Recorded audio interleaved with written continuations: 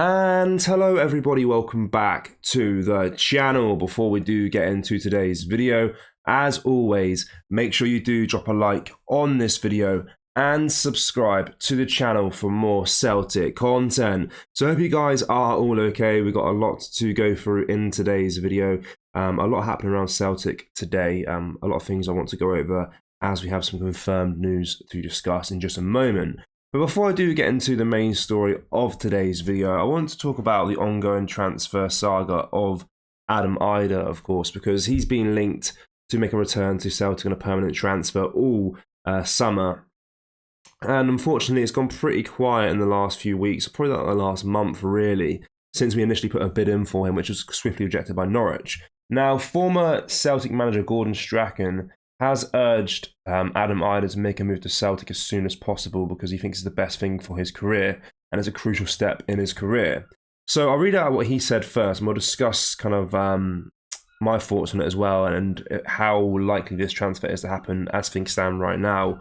So I thought Idah performed well last season. He's got talent, he's got strength, but then he's got to say to himself, am I happy with that or can I do more? Do I want to become a top player? It's a decision time. Is he happy with what he can do, or does he want to put the work in and develop into something a bit special? He wasn't getting a game at Norwich last season. There has to be question marks about your attitude if that's the case. He needs to look at the question marks and eradicate them. He has the tools to be a top player. If you have the tools to be a top player, then your career development is on you. It's not down to the coaches to put an arm around you, and when you hear that, it basically means the player needs a kick up the backside. He also compared his situation to that of Matt O'Reilly, of course, when we signed him from MK Dons, and how his trajectory of his career changed drastically after coming to Celtic. He's a perfect example. He comes to Celtic from MK Dons and grabbed the opportunity. He came as an unknown player, and over the last few years, he's developed into an unbelievable player. That's a path that I would like to see Idah follow if he joins the club. Now, I have to say, I'm in 100% agreement with what Strachan said there. I mean, not being disrespectful, well, maybe I'm a little bit, but playing for Norwich as a mid-table championship side or a team kind of getting into the playoffs every so often, where's the ambition there? I mean, he doesn't get played for Norwich. He came to Celtic and he was getting started, he was scoring loads of goals, and I think the player himself wants to come to Celtic. I think he's just being hesitant about forcing the move out. And of course, he missed his flight to their pre-season training a few weeks ago. There's been also discussions about his manager speaking about his future as well, saying like it wasn't anything related to the transfer speculation, he just genuinely missed his flight. But of course, the new Norwich manager wants to assess Adam Idah and see if he's going to be in his plans or not. But the way I see it is if Celtic can put the transfer fee down for him, this is a done deal. Like if they can match the fee that Norwich want for him, this will be a done deal. I don't think personal terms will be any issue whatsoever, of course. We're playing in the Champions League. Norwich are currently playing in the Championship. There's levels to this game, and I think Idah does want to come to Celtic. And of course, yeah, as you mentioned there, Matt O'Reilly, he's a perfect example. Signing from NK Dons as an okay player with potential, and now being one of the best players in Europe in that position. I think he's a really good player, and of course, he's now looking like he's going to get a big money move away. Most likely to Brighton, which we'll discuss in another time because that one's still ongoing and we mentioned it a few times. But regardless of that, I think Idah needs to really put his foot down and say, no, I want to go to Celtic. I want to play for them because, of course, the club wants him. Norwich are the only people hesitant at letting him go. So he might have to force his way out of the club, to be completely honest with you, to make the move happen. But yeah, let me know your thoughts with regards to Adam Idah's situation. Do you think it will happen this transfer window? Yes or no? But the main story of the day, which I want to go over, is some confirmed news. So Celtic seemingly have silently confirmed James McCarthy's departure from the club by removing his profile from the squad list on their official website. While there has been no formal announcement from Celtic's official channels regarding McCarthy's exit, the absence of his name from the team roster on the website seems to serve as an indirect confirmation. When rumours of his exit picked up over the weekend, he was still listed on the website. James McCarthy, who signed a 4-year contract with Celtic at the same time as Joe Hart joined the Hoops, has had a challenging tenure at the club. Despite bringing a wealth of Premier League experience, McCarthy struggled to cement a consistent place in the first team. Over 3 seasons, he featured in 27 matches for Celtic, with a majority being substitute appearances.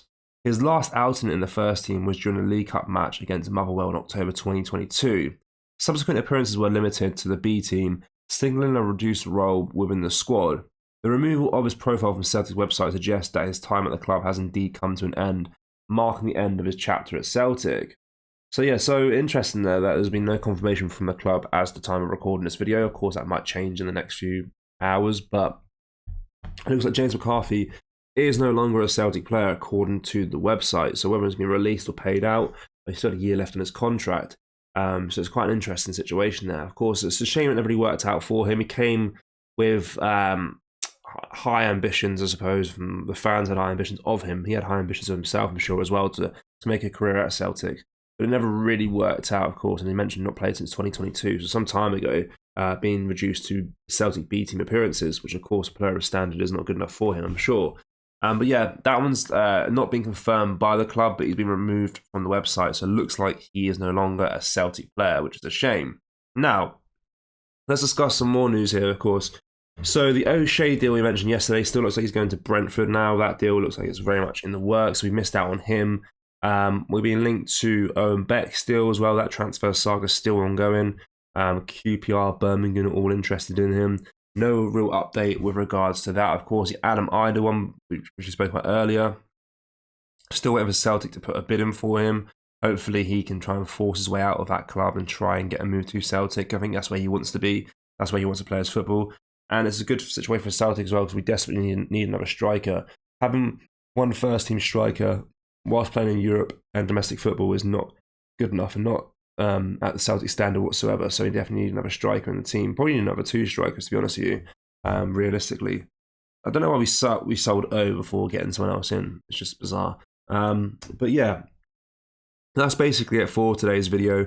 There's quite a bit to discuss there, quite a lot to digest. But yeah, the basic summary of it is that Gordon Strachan wants Idah to hurry up and make a decision pretty much to come to Celtic. Basically gave him some words of encouragement that it could be the best thing for his career. And McCarthy, it looks like he's no longer a Celtic player, which is sad, but not a massive blow, let's be completely honest with you. We knew he wasn't really going to have a future at the club for the last few years now, so it is what it is. But yeah, guys, let me know your thoughts on what we discussed in today's video. I'm always keen to read those comments and see what you guys think. Obviously, like yesterday, for example, a lot of you guys weren't too happy with my assessment of Scales. You thought I was a bit harsh, but some of you guys agreed with me. So yeah, it's always good to have a bit of a debate in the comments about what you make of the stories of today. And of course, make sure you do drop a like on this video as well and subscribe to the channel for more Celtic content. Thank you. Take care. Bye-bye.